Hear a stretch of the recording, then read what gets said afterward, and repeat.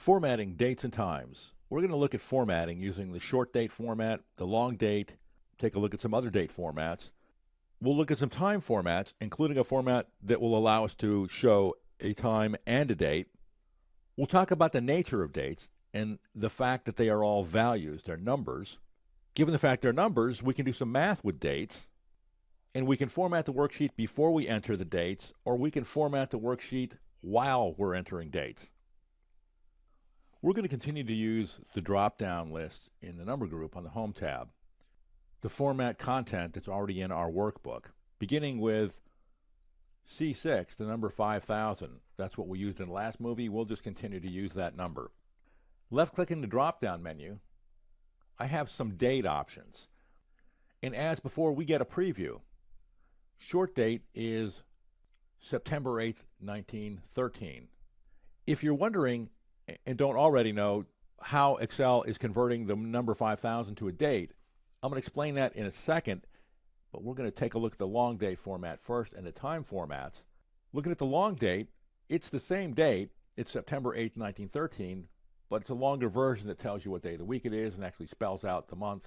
You can see the difference. Long date is a good description for that formatting style. We have a short date and a long date format, but we've got more date formats than just those two. Left-clicking the dialog box launcher, we're already on the date category because the active cell was formatted using the date format. We have several more options. It's on long date. It's selected because that's what it currently is. But there are a lot more date formatting options.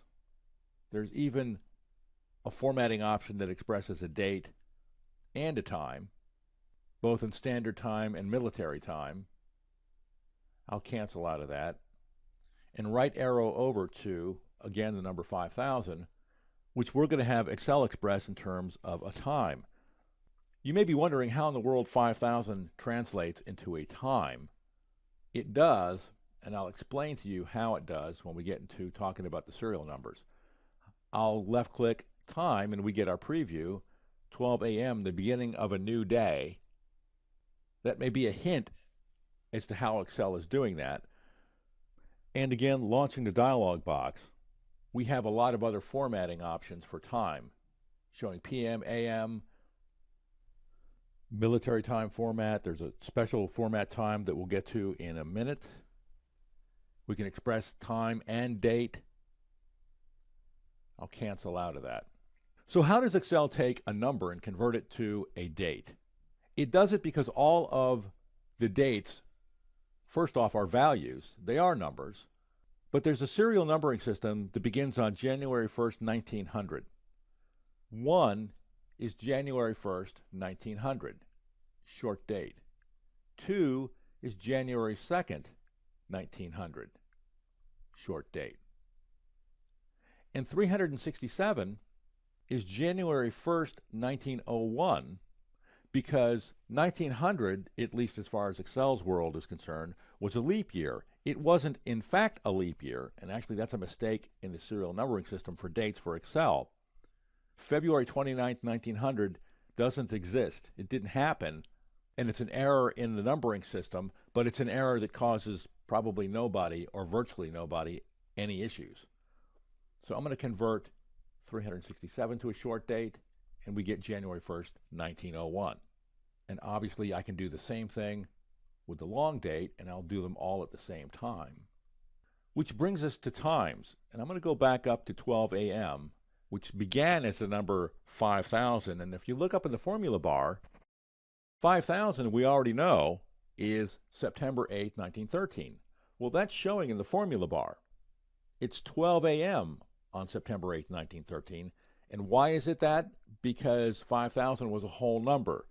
Times are calculated in terms of fractions of a day. 0.25 is a quarter of a day.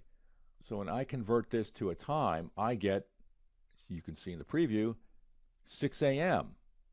0.5 is half the day, so I should get 12 noon, and I do.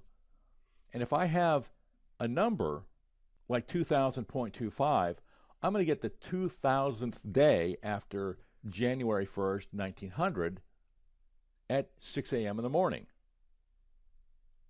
drop down the arrow. That turns out to be June 22nd, 1905, 6 a.m. in the morning. And since I have the format of the content set up to express just the time, all I see is the time in E9. But the number is stored, so the formula bar shows June 22nd, 1905, as well as 6 a.m. Now, since dates are values, and we have the serial numbering system within Excel, we know from what we did before that 1 is January 1st, 1900, and 367 is January 1st, 1901. They're actually numbers, obviously, and I can do math on numbers, and that's what I've done here. I've got 367 minus 1, which is 366, but I can convert the format of these numbers to dates. I'll do them both at the same time, and I still get the same result. So you're able to subtract dates or add dates and figure out the number of days between two dates. And Control-C, copy, enter to paste. I can do the same thing, obviously, with long dates because that's just a different formatting option. With times, you can perform math on times, but you have to be a little careful because of the way Excel expresses time in terms of the original number that's used to express the time. And what do I mean by that? I'm going to input 0.5, half a day, 2.5, which is again half a day. And if I express those numbers in terms of time, 0.5, it's 12 noon, it's half a day. 2.5 is still 12 noon. So what if I want to figure out what the difference between this in terms of time and this in terms of time, which we know is 2 days. It's 48 hours. If I copy my formula here, Control-C, arrow over, enter, I get 2, which is 2 days, but I'm not expressing this in terms of days. I want to express it in terms of time. And when I express the number 2 in terms of time, I get 12 a.m., the beginning of a day. But what do I really want? I want the passage of time. And if I want the passage of time expressed in terms of hours that elapsed, I need to use this format right here. Left-click OK, and I get 48 hours. So we know we can format numbers that are already in the worksheet as dates and time, but we can also format the cells before we put numbers into the worksheet. Cell C16 is formatted as a date. It's actually the short date format. I'll enter a 1, tab over, and we get, of course, January 1st, 1900. This is formatted as a long date, tab over, and E16 is formatted as a time, and 0.25, of course, is 6 a.m. So we can format numbers, we can format the cells ahead of time, or we can actually drive the formatting by the way we're entering the numbers. This was covered in another movie, so I'm going to give one example. There are a lot more ways than this to actually drive the formatting when you're inputting content and have Excel format the cell as a date, but this is one way to do it. Enter the date, and this is in the general format to start with, exactly as you see it above, 1///1900, Control Enter, and Excel has reformatted this cell as a date. So when I put any number in, 3, Control Enter, it's January 3rd, 1900. So we looked at some formatting options to express numbers that are in our worksheets as a date or a time. We found that the basis for Excel expressing numbers in terms of dates or times has to do with the fact that there are serial numbers associated with the dates, where 1 is January 1st, 1900, 2 is January 2nd, 1900, and so on. And times are portions of a day and fractions of a day, where 0.25 is 6 a.m., 0.5 is half a day, or 12 p.m., and so on.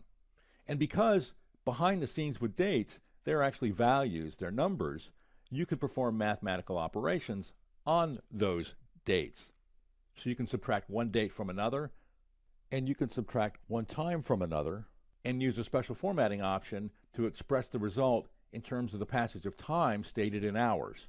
We can also format the cells before we enter numbers, and we can format the cells by the way we enter the numbers so that we can convert a general format to a date format by the way we're actually entering the content into the cell.